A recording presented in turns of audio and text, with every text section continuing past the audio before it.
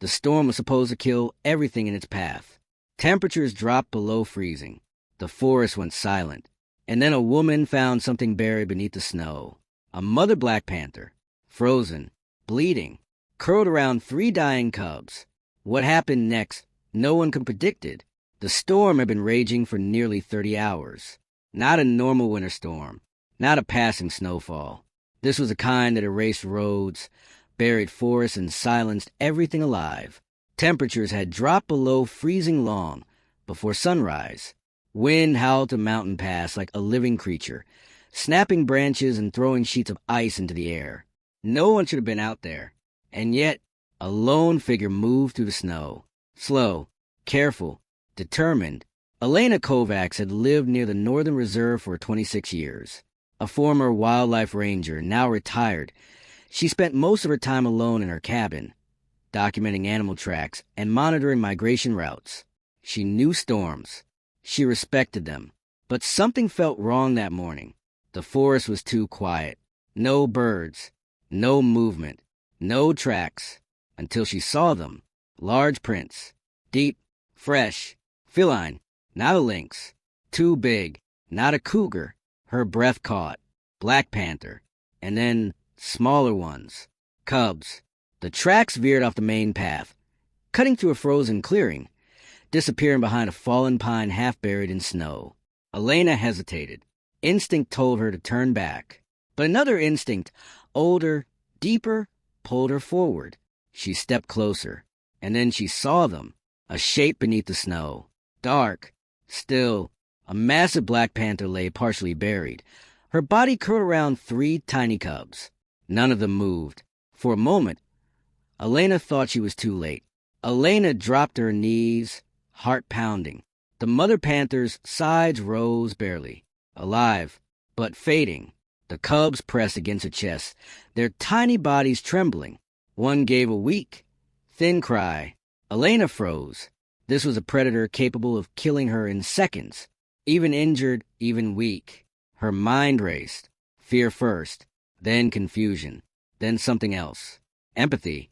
The mother's eyes opened. Dark gold. Focused. Watching. Not aggressive. Not threatening. Just exhausted. Elena slowly removed her glove and reached forward.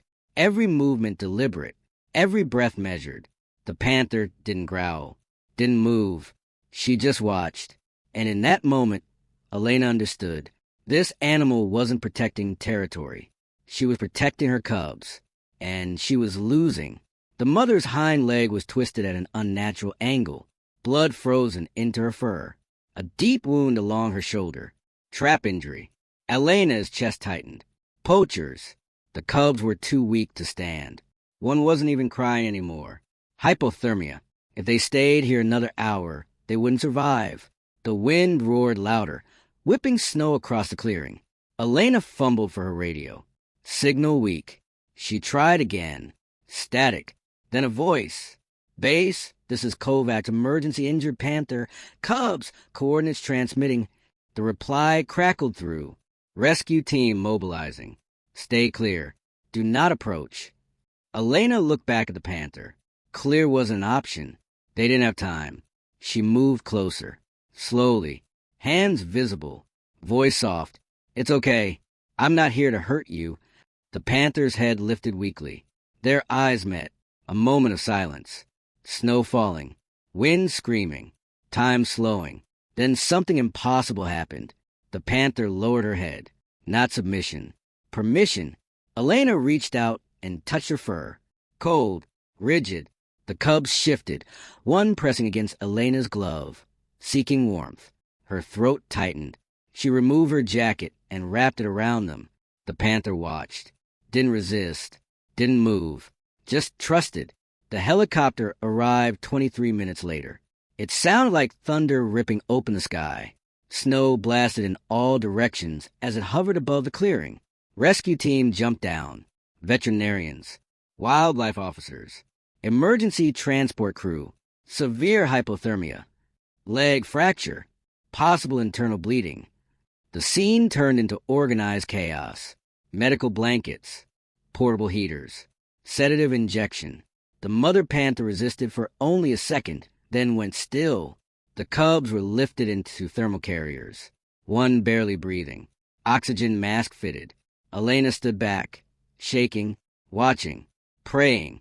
The helicopter lifted off, carrying them into the storm. For a moment, the clearing was silent again, but everything had changed.